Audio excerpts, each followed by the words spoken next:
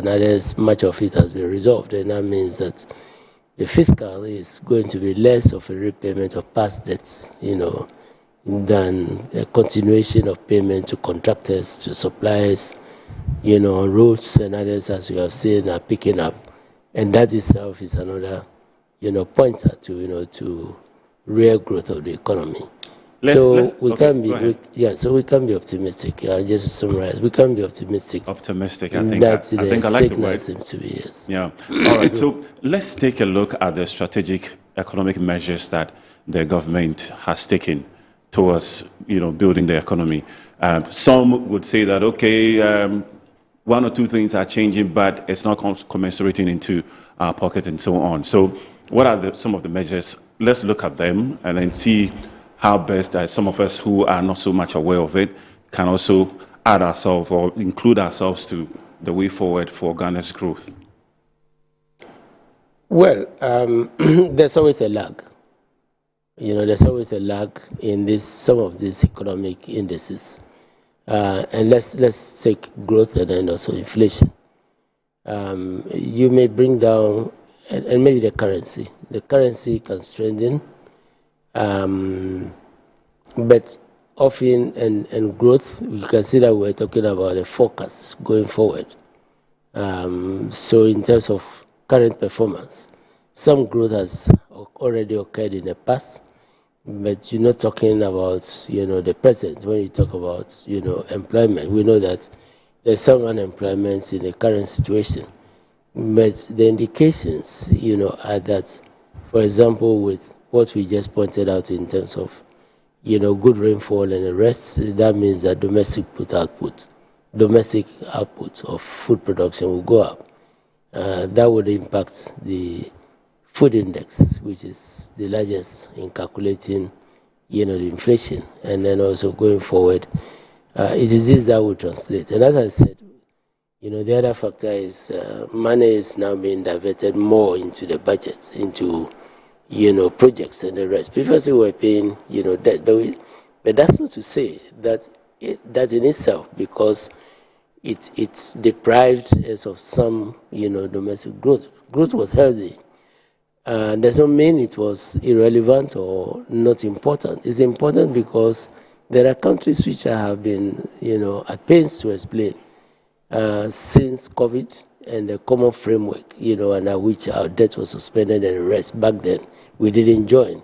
There are countries which are still struggling to pay that debt that was suspended, which had fallen due 10 years on. So if within a matter of a year or two, we are able to mobilize enough resources, reserves, because there's a foreign exchange component to pay down that debt. One may argue that it is past debt, yes, but it has also brought in confidence, such that instead of financing the capital budgets, road construction and the rest, with treasury bills, which is what we're relying on, and it's 3 months, you wouldn't even have finished designing the road, or you wouldn't have completed an assessment, of what needs to be done, in a road that has been halted. And the 3 months will do for repayment. Yeah. But now that we've been able to get back onto a domestic bond market and hopefully in the near future onto the external bond market, the essence of that for growth and for the budget is that you are able to borrow for a longer period. Okay. 3 years, 5 years, 10 years. And you could go as far as in some countries the US is used 30-year bonds for infrastructure. That allows you time to design the road, to invest in the road. It allows you time to complete the redesign of e-schools, which I'm hitting at the construction sector. It's not just roads, because that is what would, the construction per se of schools, of hospitals, of roads, and the rest is what will lead to the growth in the real sector of the economy. It's true that, last year, some growth occurred. Yeah. But as I said, much of the resources was used to pay past debt, which, by the way, shouldn't have happened, because after HAPEC, we said never again. And so we started putting the debt repayment mechanism in place, so that we don't default. So why would the government stop those measures? Okay. I mean, the federal government that suffered, the HIPIC, the experiences of HIPIC and all that. But the debt was back then. The relief was borne by those who gave us the debt. Except this time, the relief from the debt came home to hit other Ghanaians who suffered the haircut and the rest. So I think we must look at the difficulties the economy has gone through and some of the corrections being made in trying to look at where we are going in the future.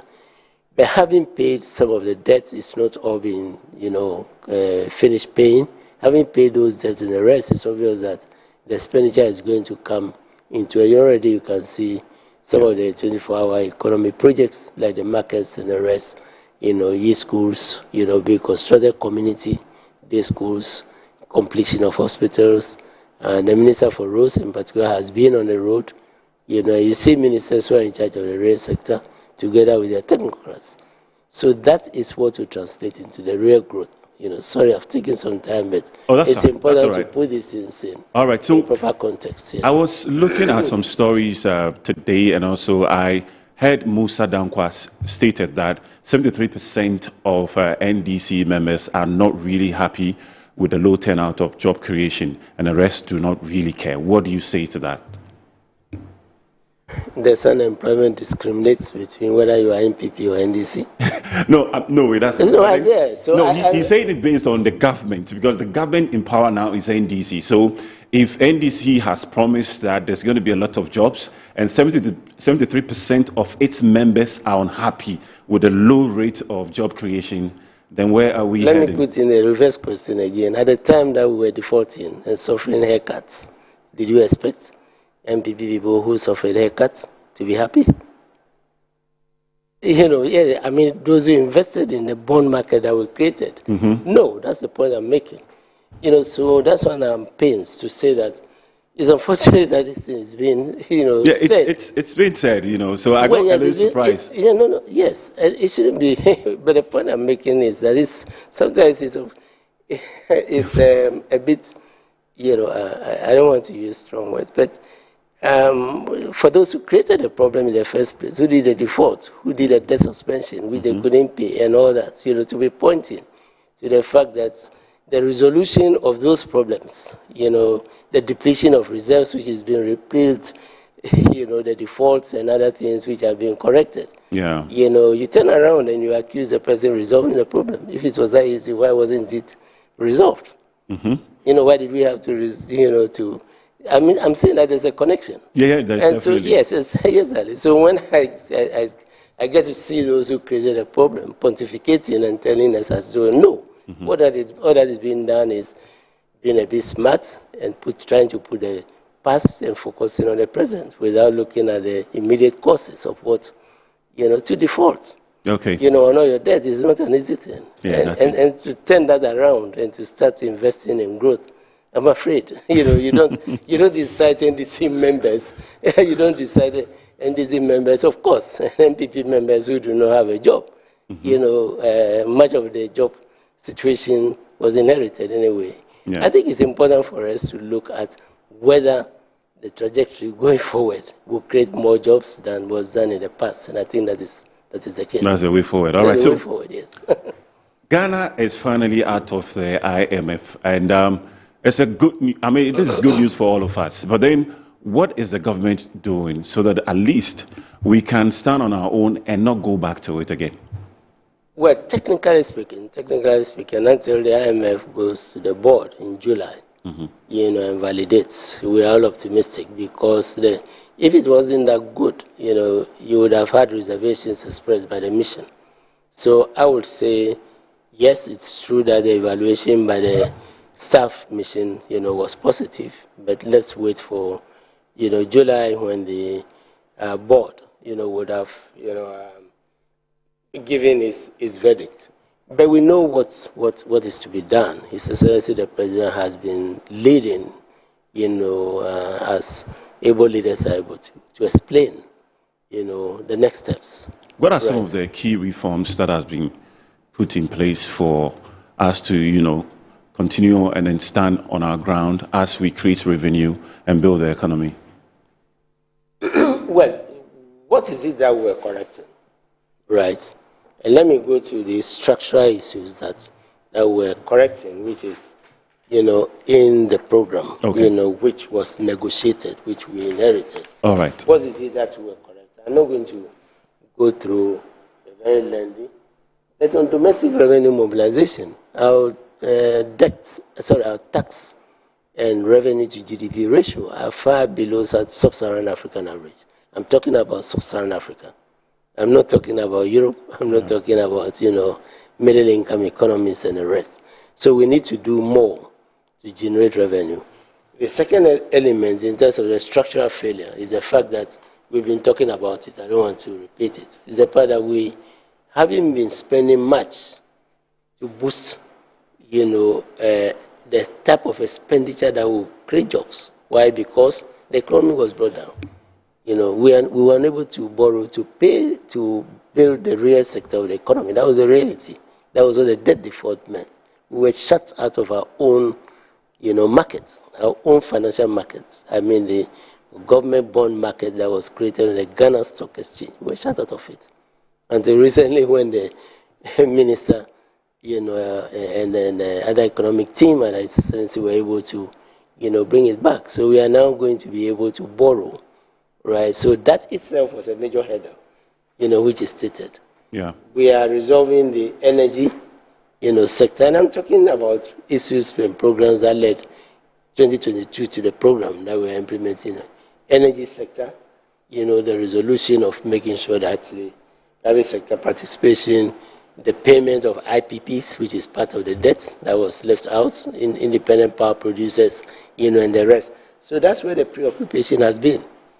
And this is what was negotiated by the previous administration. Let's not forget. It wasn't the current administration that negotiated it. I'm saying this so that when the pontification is coming as though this is not performing, we should know that the problems, where they came from. And then the second element, is, looking at the expenditure, cocoa board, cocoa sector, and the rest, which were on their knees and turning them around. We have just been told by cocoa board that, the performance of output could be better, than it was. Then there was the issue, which I'm not going to repeat myself, of the debt restructuring, which had to be done. These are the issues which, are in the program that was, and that was negotiated, right, by the previous administration, which we are looking at. I'm stressing this because, yes, yes, because the quotation is coming. You keep citing, yes, in current terms, as if to say, okay, you put the past behind us and let's talk about the present. Mm-hmm. But the present is informed by what happened in the past, and that's what I'm. So having drawn attention to that, it spills over. So revenue, expenditure, debt, you can see where we are going. If you are paying debt, you cannot pay your current. But we've been clearing the arrears, we've been paying IPPs and the rest. Then to top all this revenue, expenditure, what you call the fiscal, you have Bank of Ghana and its issues already. Having financed the government significantly, by printing currency and the rest. Depleting reserves, which we are now rebuilding. Sanity in the, gold sector in particular has restored, some of those reserves. So one would say that the corrections that are being made, right, that's where the familiarity comes in. The familiarity is that in the past, these are the very things which fail us, and then we go into an IMF program. So the difference now is that President Mahama himself is leading the charge and saying, we are now going to get a successor program. In actual fact, the policy coordination instruments. I was even going to come to that. Yes. It's okay, so let me just summarize and then we can go into the details. So the policies coordination instrument which is talking about, if you read some of the things that we said in the past, under the previous program going into 2016, when we lost, it was called a PSI. And that policy support instrument. So it's a support that has been changed to coordination. And that simply says, okay, and there are many countries that we don't have time to be going through. Yeah. Maybe we can discuss this. I can point to countries that are doing, including Africa and other countries that are shifting. And they are saying, why would we always, correct problems in the economy, but not sustain them. And then they go down, and then again, it's because there hasn't been a conscious program. Yes, effort and program to say, let us continue on our own. If we're able to perform on an IMF program, why don't we continue with those measures on our own? So that as members of the fund, we can ask the fund for technical assistance. And when we say technical assistance, it doesn't mean that they have all knowledge, but it only means that they have been working in other countries that have traveled this path before. Because IMF, globally, almost every country is a member. And remember, if every country is a member, if you are defaulting, they are not going to be using the same measures as the emerging countries from whom we are now borrowing, in the Emirates, in Asia, and others, right? But what's saying is that, okay, if you want to make that leap, then it means that we're going to make the leap from a developing, Ghana, by the way, is already a middle-income country, to live a real middle-income story. And what is it that other middle-income countries are doing?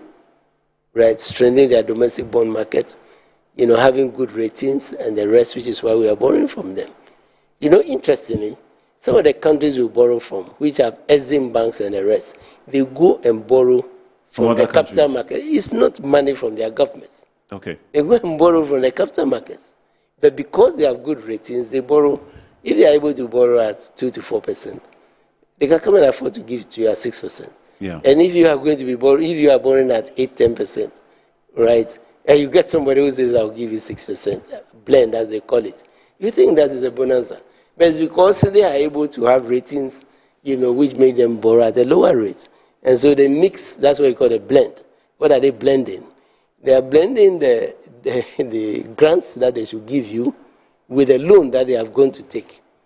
Right? So you are helping to repay their loan. I was going to ask you. So that is a yes. So if I may, so we are saying therefore that let us have a program of our own. I don't want to use, Go ahead, please. The homegrown. You remember? Yes. Yeah, homegrown. Let us have program. our own homegrown program, more or less, right? Which we would, because why are we bringing the fund in doing a PCI? Why are we coordinating with them? That is because globally, when you have defaulted, when you have done all those things, the ratings agencies, those who gave you the money which you defaulted, they don't have confidence in, But they want to say that, oh, yeah, we trust the IMF. So if the IMF says that you are doing well, then you must be doing well. That's a challenge. You see where the catch is. So we say, okay, the IMF has a coordination. They coordinate with us. But we don't go and get money. We don't enter into a rigorous program. But we draw our own program. And you can come and, look at it and evaluate it. And you can tell those whose debt we defaulted previously and those who thought we were not doing well, whether we are doing well or not. So, in other words, what you are buying is credibility until you can get your own credibility. All right. So, like I said earlier on, I was going to ask you about our 3-year policy coordination instrument with IMF and its implications on our economy. That was what I was going to ask you when you were talking about the policy. And I was wondering... So I started talking about it already. So I was linking it already to I know the bridge between the two. Yes, that's what I was going to ask you. Yes. And sometimes I wonder why we get ourselves out of challenges or troubles like this, which actually impede the growth of our economy. And then the next thing is we have a policy that is supposed to run to help maintain where we have decided to go. What are we doing as a country to actually make sure that we maintain the policy and make sure that it is working? Because one of the key things that I've seen with policies in our country is when it is put forward, we don't have people that manage the policy and also make sure that the policy is implemented. Well, I challenge that. And let me tell you why I challenge that. Isn't it the same people who go into the IMF program and perform, and we get at the end, like we are doing now, right? Mm-hmm. We are being told, even the fund told us before they left, right, by the 5th review, that by the time they go to the board in July, they are optimistic that Ghana will pass the test.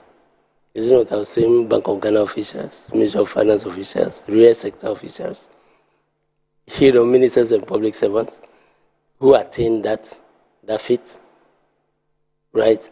So the answer is we do not sustain those policies. We do not consolidate them. We do not make them our own,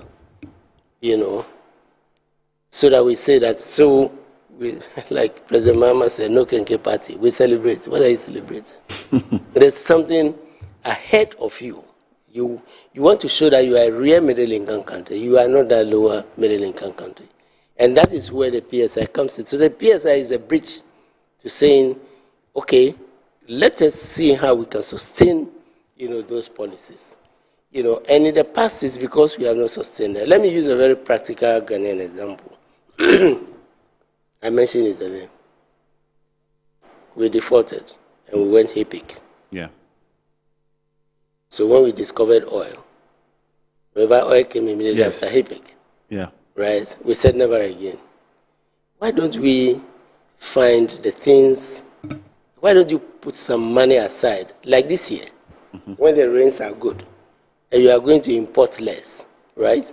Why don't you put some money aside, right, so that the next time you don't have good rains, you can take the money when the times were good, right, so that you don't run to the IMF, right? That's the stabilization fund.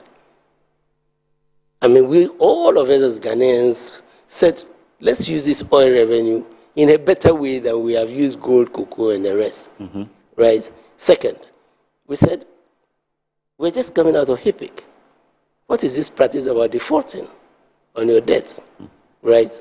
Which even our households and our businesses feel ashamed, to do. You know what I mean? Okay.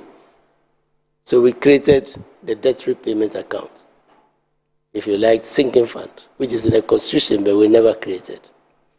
But why, in God's name, did we have to deplete the sinking fund and then default again?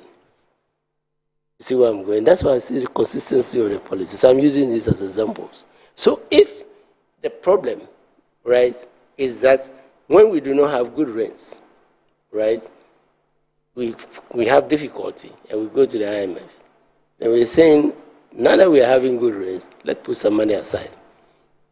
And therefore, when one government starts repopulating the stabilization fund, maybe Ghanaians would all have to be alert to stop them from depleting that stabilization fund, because it has a purpose. Yeah. Right. Now that we have seen how painful it means to take money that we would have used, to inject into the economy to create jobs, as we are saying, we have had to use it to pay past debt because somebody stopped, depleted again the sinking fund, the debt repayment account, and the rest, despite adding 2 additional oil fields. Remember, the money that was in the sinking fund was created from Jubilee, and then 10 Field and Sokofor added, right? So what is the level of expenditure that was so much needed that instead of using 10 Field and Sokofor to strengthen, the sinking fund, you rather deplete what was put in Jubilee, right? Yeah. So we're saying again, once again, now that ENI is coming back, we are told that we are going to be, getting more oil and the rest, just as we are doing with oil refinery, refining and whatever. That is the point. Let us say never again. Let us not prove the IMF right. Let's not prove the rating agencies right. Let's not prove countries have been able to make that shift by implementing some of these measures. Why do we have to be importing? So we said, let's have our own EXIM bank. Why do you think that we have China EXIM, Korea EXIM, Turkey EXIM, and they're all giving us loans? What they're giving us is loans. And when they give us the loans, they see Turkish companies, Chinese companies, and the rest coming to do the work. Why don't we also, create... Exactly. And we created an EXIM bank. Is it working? Yeah. Yeah, at least it is. We had money, which is the EDIF fund, that's the Agricultural Development Fund. So you see that I'm trying to link the policies, what they are doing, with what we try to put in place, which means that we must mimic what they did, right? So that we also export. Yeah. We add value. And you see where it's coming from. We're saying that we let's stop exporting raw gold. Let's stop allowing citizens of other countries coming to spoil. They don't just come and dig and spoil but they spoil even our cocoa farms and the rest. So why don't we also add value, right? So that we sell the cocoa at a higher, price, right? And have a healthy reserve, which is what we are having now, to show that it works. Yeah. That is what the PCI is all about. PCI is saying that the policies that worked when we have been in IMF programs, let's make them continue to work, right? And you can see that once we are restoring some of these measures and the rest, yes, I hear the argument, but you accuse, the MPP about Ukraine war. Yes, now we have had, Iraq war adding to the Ukraine war, but you'll agree with me that we've been able to stabilize the economy, better with 2 wars. Right, and why? Because we did not deplete. We did not deplete the reserves. Rather, we build them. Yeah, we strengthen them. So let's accentuate the positive, right? Let's accentuate the positive in every administration. So looking at the positive. And that is the essence of saying, let us do a PCI. The PCI is not because we are unable to run it ourselves, but it's because we went so low that somebody needs to validate. We went so low that the rating agencies, the IMF, the World Bank, and others have to validate that we are doing well. Right? We can get them off our backs in 3 years if we are able to do well, and we continue to do well. All right, so what's your verdict? And I'm going to ask you this. You have sat in Atufosin's chair, grade the Mahama Force in Economic Management since January 2025 on 3 metrics. That is the micro stability growth, and then the equity. And where would you score them highest and then lowest, and why? I had a boss, who was Dr. Dufo, yeah, who introduced the long-term. He said, look, wait a minute, why are we using treasury bills to be financing government and the rest? So he introduced the 3-year bonds, the 5-year. I was the deputy. I succeeded him. We didn't dismantle his structures. Rather, what did we do? We took his structures, the 3-year, 5-year bonds, and put it to the Ghana Stock Exchange. The pensions funds, our own money, started investing in it, started giving government money to do capital projects, and the rest. Why in the name of God did we have to default on those and not pay pensioners? Right. So this is the trajectory. We should stop those things. So now that we have built confidence in that same domestic bond market, right? And I'm proud to say, just as I was Dr. Duf was deputy, by my deputy, there's some secession. There's something that works, right?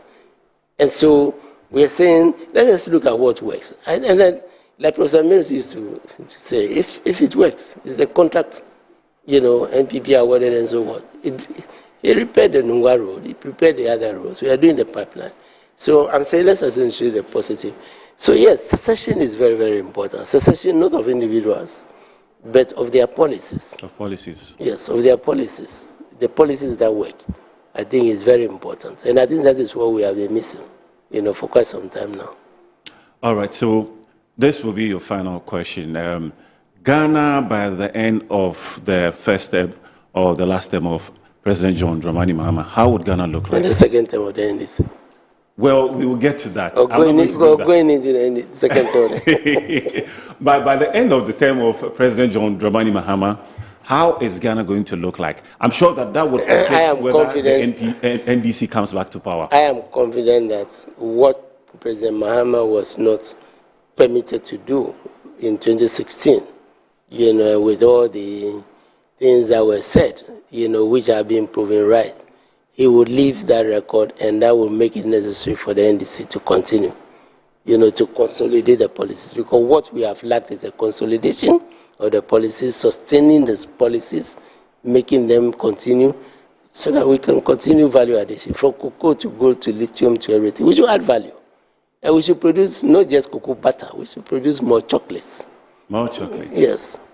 Thank you very much, Mr. Seth Tekpe, for talking to us, Presidential Advisor on the economy of Ghana. We've been speaking to him, and we're going to take a break. When we come back, we're going to take a look at the state of Ghana's sport. We're going to be right back after this.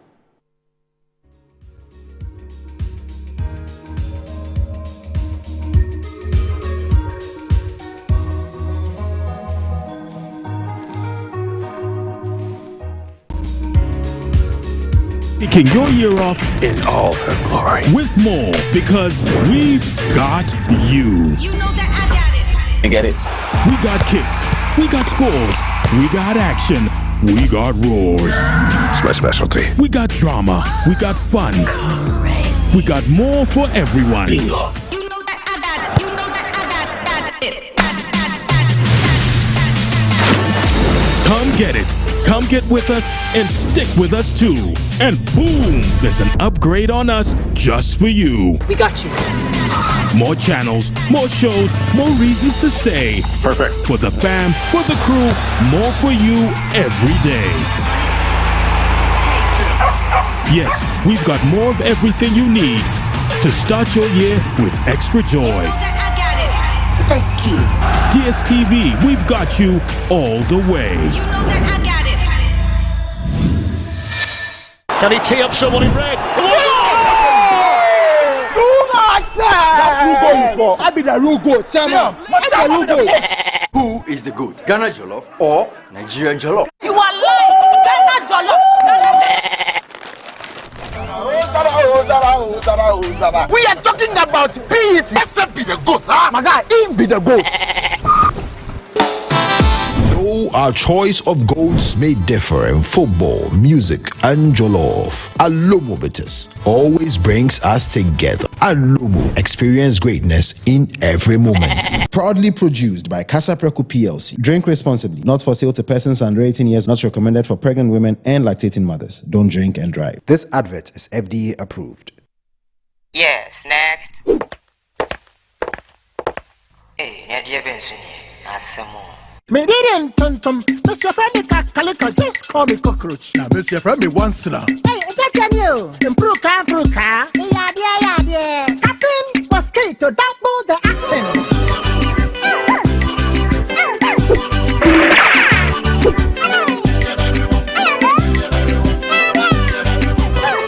Me did this, Sasso spray. Mr. Friend is Sasso quell. Yeah, go to my Sasso.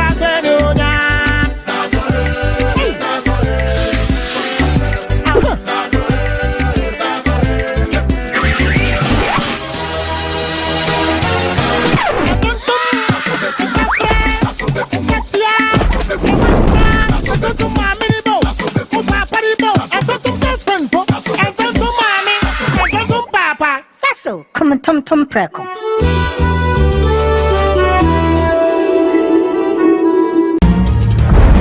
Grab your bottle and unleash the taste of Storm Energy Drink.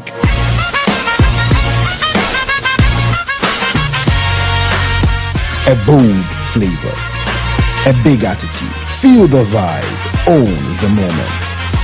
It's your time to be different. Storm Energy Drink, make your mark.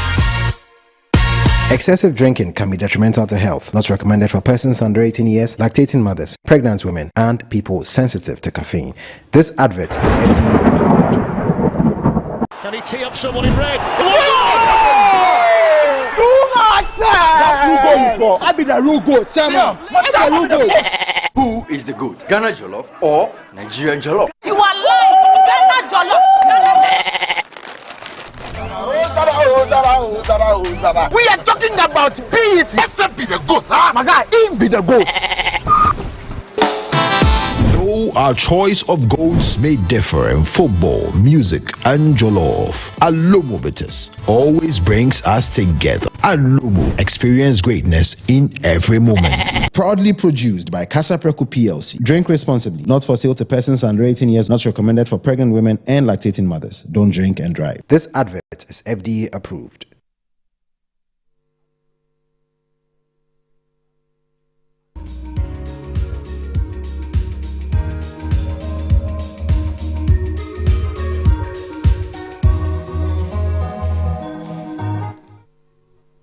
Come back to Bottom Line on Metro TV. We are live on Facebook at Metro TV Ghana, on DSTV on channel 277. All right, so we're now going to take a look at the state of Ghana's port. And I have with me the Executive Secretary of Importers Association of Ghana, Mr. Samson Asaki Awingobet. He's right here with me. Good evening to you, sir, and welcome to Bottom Line. Thank you very much. All right, so what is the state of Ghana port? How would you assess it compared to 5 years ago?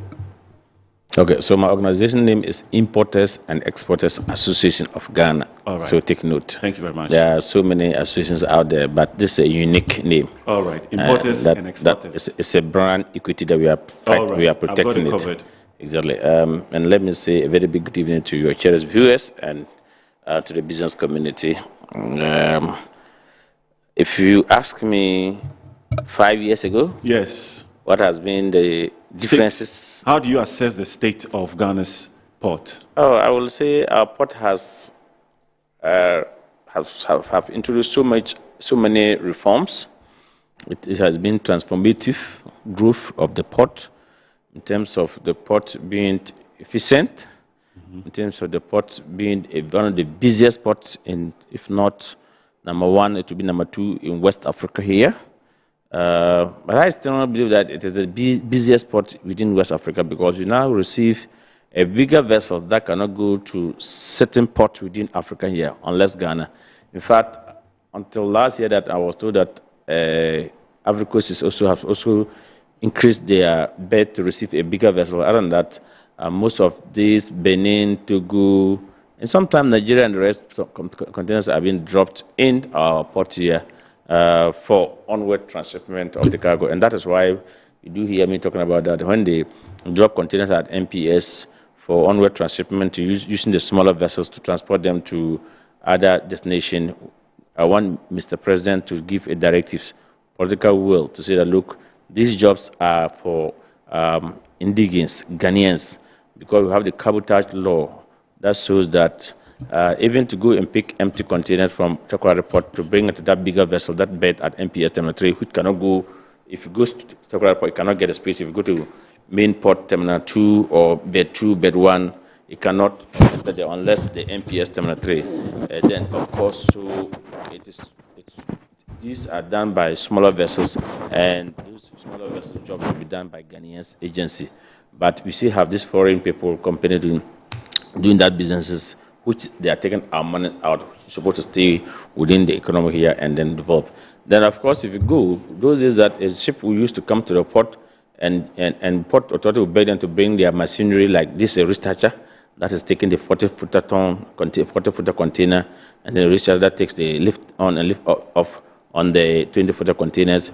You go to the community tray, the terminal tray, where the terminal tray is. If you know from Ngoa going to Tema, you will see some tall cranes, and they are automated ones, electronic ones, and they can give you statistics about the number of containers that it has lifted from the vessel or loaded the vessel on real time, and give you real details. So if you ask about the 5 years ago, I will tell you our port have improved astronomically, and our system that we are also using, the automated system that we are using in clearing or even in requesting for receipt and payment, are all done. Ghana Port itself is very well automated. MPS very well automated. You don't need to go there in person before you can book. Upon you book via machine, so you can see those machinery that I was talking about. It was never done I can tell you maybe 6-7 years ago or 9 years ago, we were not having something like that. That now if a ship comes to our port and bed, we call it dock. I'm a maritime person. I don't want my school to query me for how can a maritime person go and talk about, because we are communicating for people who are even not maritime people. You have to use language that they will understand. So when the ship comes to bed or dock, and these are the machines that we use in discharging the ship. So gone are those days, 5 years, 6 years ago, a ship can come to our port and stay like 2 weeks, and they still are discharging before loading to go. But today, with this facility that we are having, with this, if you can go back, if your producer can go back to that cranes, within 3 days, 4 days, a ship is being discharged and loaded, then it goes. So what it means that the ship that costs in our port here, if you used to spend 7 days or 2 weeks, you pay so much to the port authority for occupying the space because you must go before another ship can come in. And so that is a good savings, huge amount of savings for ship owners. However, we see, you remember last week we were fighting about ship owners and collecting what we call a local handling charges from our port, from the business community. And we said that they have not done job to us because gone are the days they used to come and bring this machinery to come and discharge for us. But today, if you go to the port authority, be it Kapua, be it MPS, be it Takoradi Port, it is the equipment or the machinery that we are using in discharging, stevedoring handling, shore handling, and other things are being done by the terminal operator. And so we cannot allow ourselves to pay money for a job not done, or you haven't rendered a job in that regard. And so our port has really seen growth in terms of equipment improvement, in terms of automated systems, in terms of processing, in the speed in clearing cargo in our port is no longer. I mean, those that you have to, if you put in a declaration, we call it, used to call it FCVR. When we used to be using GCNet West Blue, that sometimes if you are processing a document to clear it, it may take like maybe 1 week or 5 days or whatever. Today, if you put in your bill of entry and you've attached all the relevant documents and declare proper and give proper descriptions, choose proper HS code, within that same day, 2 to 3 hours, your tax bill is ready for you to go and pay, unless you rejected it. But if you accepted it, these are modern machines that you are seeing. And one fascinating thing is that, you see these tall cranes. Yeah. If you go to MPS, majority, I can tell you, 60% or 70% are females who are operating them. That's interesting. Yes, are women, female, young girls. Let's quickly move away from that at the moment and then take a look at Ghana. Ghana Port competing with ports like Cote d'Ivoire, Togo, and Nigeria. What are the advantages that we currently have? I tell you, the advantage is that we have the biggest port that receives the biggest vessel in the world. It has never happened for the past 10 years, 20 years ago, or even 6, 7 years ago. It has never happened. I can tell you we now have the best systems in our port in terms of clearance purposes, speed of clearance, speed at which you have to process your documents through and clear your cargo on time without running to demurrage or rent. Officers are well trained, both port authorities and terminal staff are very up to the speed. We have sophisticated scanners that if you scan your container, if there's any cucumbers in it, that is not approved for you to bring it. They can easily detect the images and then they can trail you and they can arrest you. Cost of doing in our port is has come drastically as compared to other ports. I can tell you, customs as we speak, the government came in 2025, 7 January. The port customs were using 13 cities in calculating duty. Fast forward when the budget was presented in 21st March 2025, and the rate came to 10.2. As we speak now, customs is using 11 point something, 11.69 thereabout the calculating duty. It's not, so once you say that by now, customs should have been using like 25 or 20 Ghana cities in calculating duty for us, but it's not up to 12 cities. Okay. When the government came 7 January 2025, the rate of dollar, we were buying 14 cities. As we speak, dollar is not up to 12 cities. Yeah, it's not. And if you go to the bank, it is. So look at the number. We are in June. I can tell you 15 good months. We have still within, not up to 15 cities to the dollar. And so that's the good thing that we have. And of course, the abolishment of the COVID levy is also a savings for the business community. The abolishment of the e-levy. Remember, the e-levy was not only for Mumu to Mumu, but most of, like, some are in China by now, some are in other countries buying goods, and some of their goods are already in the port. The duty have come. You can pay, send email to your bank, and bank will transfer from your bank to the government GOG and .org or is it .gov, and to pay on GRA consolidated account, and you have to pay. So assume you are paying duty of 1 million Ghana cedis, 3 million Ghana cedis, and which people even pay more than that, and you are taking 1%. It used to be a huge amount of money for business community. So these are all savings that I think that the government have really done, and this brought down to an increase in volume of businesses in our port. So if you go to the port today, it's choke. It's choke. It's choke. So are we attracting more transit cargo from neighboring countries? Very extremely well. We are. And that adds up to the choking down. If someone tells that we are not getting transit cargo, then the person, I don't know what he's talking about. You can go if you want. If tomorrow, it's not about me sitting here. You can go to Transit Yard at Tama. You can go to Transit. There's a new terminal at the there.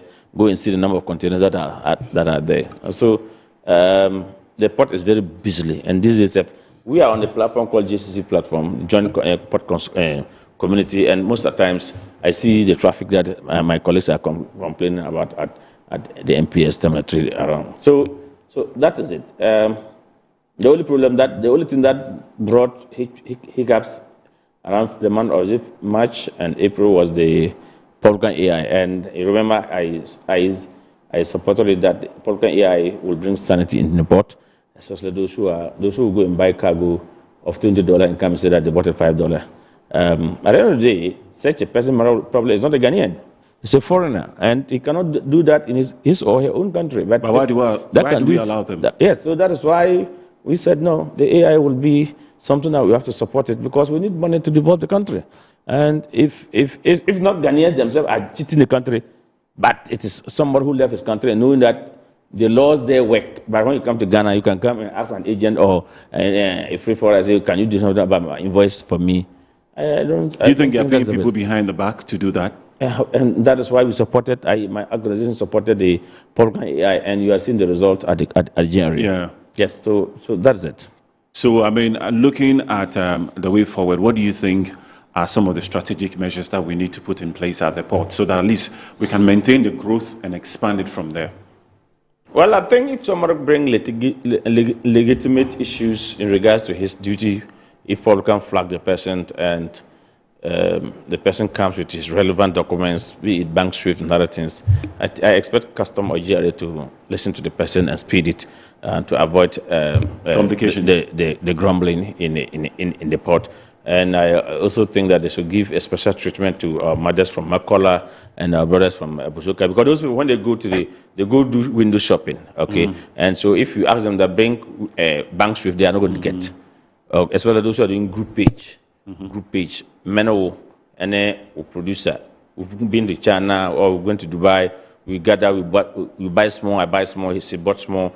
We consolidate one container, we bring such a person, we say bring AI flag, you bring bank swift, they are not going to get. So I think technically the customs will be able to find ways and means to deal with that. But those who bring one unit item, maybe rice, maybe sugar, maybe oil, maybe whatever, and they know that even if you do negotiation or frozen chicken, some bring 20 containers a month, 100 containers a month, even if they will give you a special reduction of prices, it can never be $1.70. It can never be.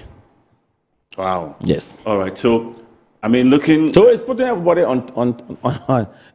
So everybody is. So those who don't want, when they say flag you, they'll just go and be. They know, and and they'll bring sanity.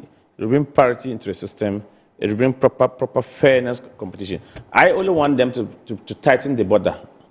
I want GRA to tighten the border. By doing what? I mean, sometimes you can say the things that you think. To beef up security. They have to add military. They should request military from the Ghana Armed Forces to support customs, to support immigrations, to make sure that nobody will bring cargo from the port in Togo or Ivory Coast to our market to compete with the people who have paid the rightful duties in our port. If government is able to do that, we are fine to go. How is the port supporting government industrialization and export agenda? Well, the 24-hour economy is working.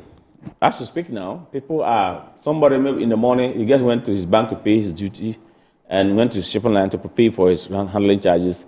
And tonight, by now, it's 9 o'clock, isn't it? Yes, I'm sure. The person is now going to report. You can claim your cargo now at 1 a.m., 2 a.m., 3 a.m. And so some are working daytime, some are working, so you cannot see that the system is overloaded, it's choked, it's not working. It's because many people, even the people who work in the night, say they really enjoy working in the night. And so what we do, and my office have written to the IGP, the office of the IGP, we intend to pay them a courtesy call and to encourage them to let his 24-hour policing is very strong, very vigilant, because people are working in the port. You cannot be working without carrying money. Is that it? That's true. So you have to protect life and property. And so the Ghana Port Authority, Director General, very able, a military man who can understand the maritime sector. I've never seen some before. He was very smart. the former custom boss to Annan, who also came, they were able to learn quickly on the job and they were working. And so custom is working. Currently, custom have a new boss, Aaron Akon. Is it Akano? I don't know. I don't know pronounce the name. You know the Akando, name. yeah. Akano, yeah. So very, very excellent officer who used to work. Has been all the regions, all the border level, all the regions in this country as officer. He has been the port, airport, everywhere. Takrady Port. Everywhere. He has gone in the life. He's a very smart guy, and he and his team, they are delivering. I think that business people should be honest enough. We should be honest enough, and then to avoid running to the demolition leave. If you are declare properly, nobody will like to keep your cargo in the port, and then you'll be going back and forth for appeals. But however, I want any appeal that is at the custom head office to be quickly, speedily attended to, work on for importers to avoid, because AI should not come to be a burden on us. Yes. AI should come to we should rather use it for our good. Facilitate to our advantages, exactly, and to reduce the cost of doing business in our port, and that is what I expect them to do. So 24-hour, Ghana Port and Harbour Authority, MBS, all the terminals are all working in tandem to make sure that 24-hour is the best. And I can, as I said, if they say 24-hour is really benefiting, then it's benefiting we, those at the port, because at the port today, it used not to be like that. And of course, and then that's why I want the IGP to support in the 24-hour policing, because if the trucks are loaded 1 a.m., 2 a.m., they are going to buy fuel. Yeah. They are going to travel. If they come out 10 p.m., 12 a.m., they are going to buy fuel. So some certain selected fields, and I heard the able CEO of MPA was also trying to support that in that regards, that fueling stations that want to, or market company that want to work within the 24-hour, they should register, and then they will support them with the needed security. I think that is the best way to go. I went to where? Was it Cambodia or Philippines? And I got to the airport, like, let's say 12 a.m. And 12 a.m., the driver drove me straight to filling station. But I asked, hey, here you are working at 12 a.m. He said, it's 24-hour. And, you know, it's not only police that you will see. They've also trained. So what government should also do because the police will not have that strength. But you know what they did? They have trained a lot of security, private security that... They work in tandem with them. So, you know, private security, we underpay them in Ghana here. You pay, maybe they will come to Metro TV. Maybe Metro TV, if you go out there, you see, and it's private security. And so Metro TV is paying one, maybe let's say, I'm only assuming maybe 3,000 or 4,000 or 5,000. You will go and ask a security man, maybe they are giving him 1,500. If you give him gun, he will go and steal. So in Cambodia, they pay them well. And so they train them. And you see them, they are jack up. When they jack up, you see, they think they are police. They have pistols, they carry rifles, okay, AK-47s. Restaurant, anywhere, shopping mall, anywhere you enter, you will see them. And they are augmenting the police work there. And that's how they are 24 hours is working. If you go to the Philippines, if you are going to anywhere, shopping malls, everywhere, you see the way they even jack with their communication gadget, you dare not go and take anything. You have to respect the law. You have. If you are entering, they will check your bag. If you have a bag, they will check. If you are going out, they will check. If you go in and bought something, you must show them receipt before you exit. Looking at the passion that you have for the ports and harbour, what one reform do you think you can implement to change the face of Ghana Port so that we can compete with the rest of the world? I think that the port charges should not be outrageous. Fees and charges should not scare business people away. And that is why we are always sitting on the round table to discuss, to negotiate with Ghana Port and Authority and our Shippers Authority. Indeed, we also we push Shippers Authority to do much, because if you look at the current parent law of the Ghana Shippers Authority, it now gives them the right autonomous to regulate the industry very well. And that was why they've written to the shipping lines to say that you can no longer be taking $165 for free job. But ministers, the president have referred a petition to them. He's negotiating, he's taking 2 months to solve the matter. Take $65, as your other counterparts countries are paying $65, and not $165. And the shipping line went back to the port there and they called the minister the bluff. And we said we will support the minister. Elsewhere, as it happened before in Jomama first time, 2015, same shipping line wanted to introduce shipping local handling charges.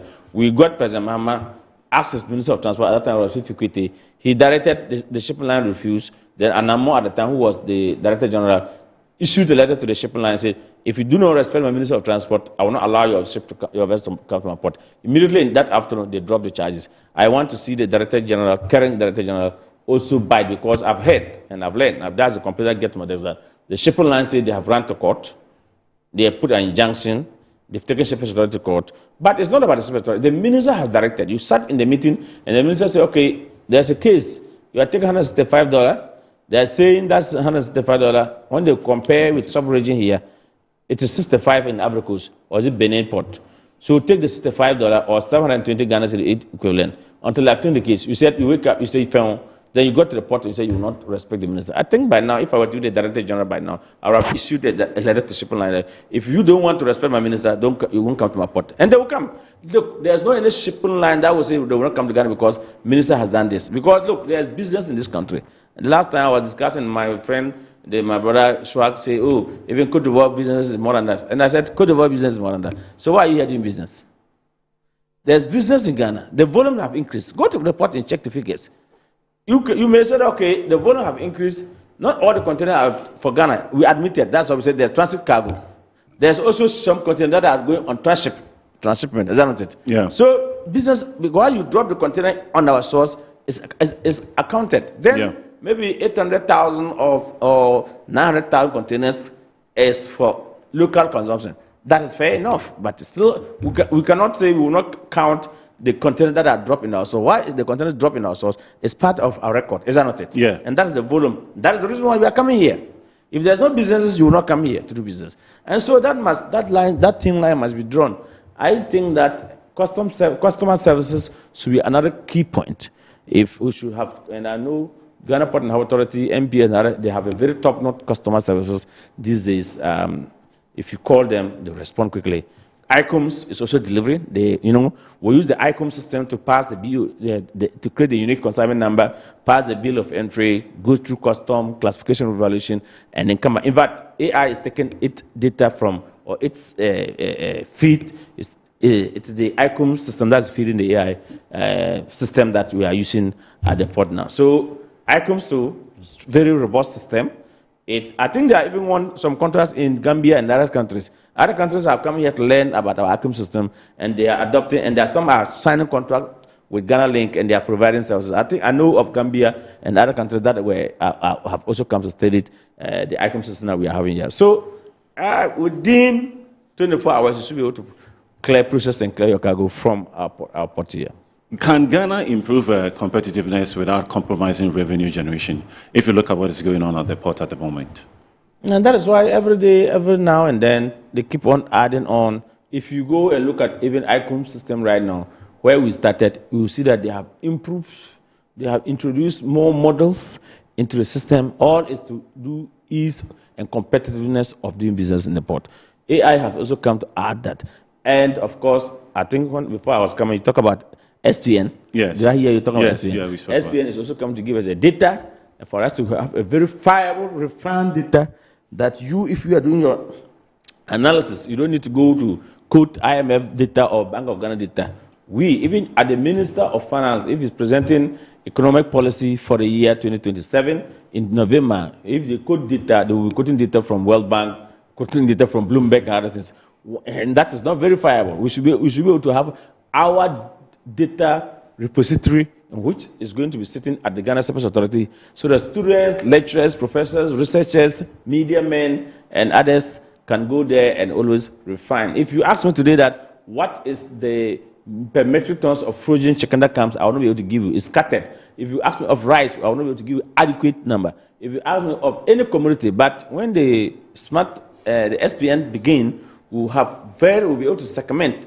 So if you are looking for a specific data, because I have students, I have people who've gone out of the country to do international trade and other things, finance and other things. They need data. They keep on calling. Some even go to Istanbul, Sweden to study maritime, PhD in maritime and other things, and they'll be calling me. We want this data. We want this data. And I say, look, if I go to Custom, they give me different data. I go to Ghana Port now, they give me data. We need a verifiable data institution, and that is why we have supported and endorsed the SPN. I think Minister of Transport is about to It will kickstart very soon.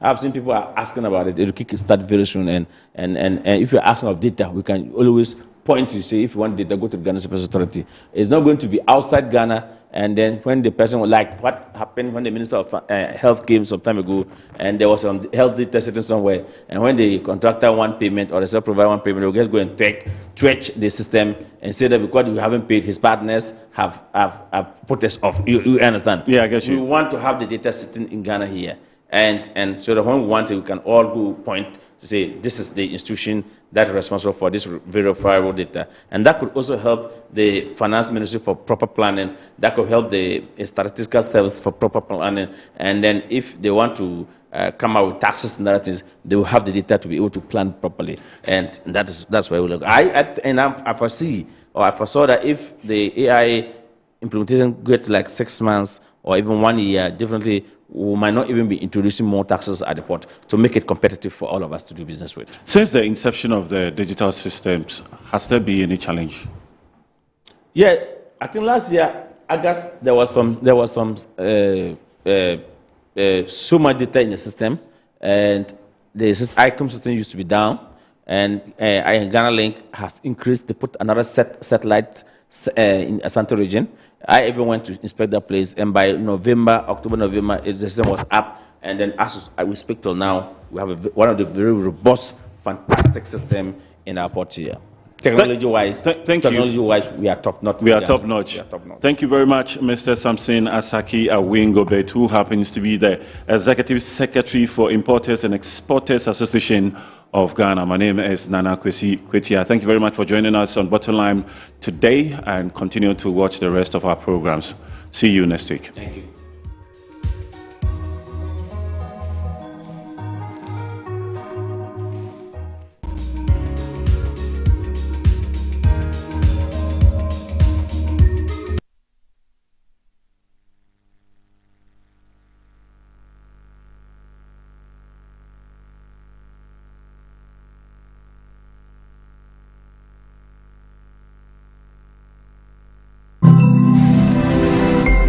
Metro TV, insightful and inspiring moments.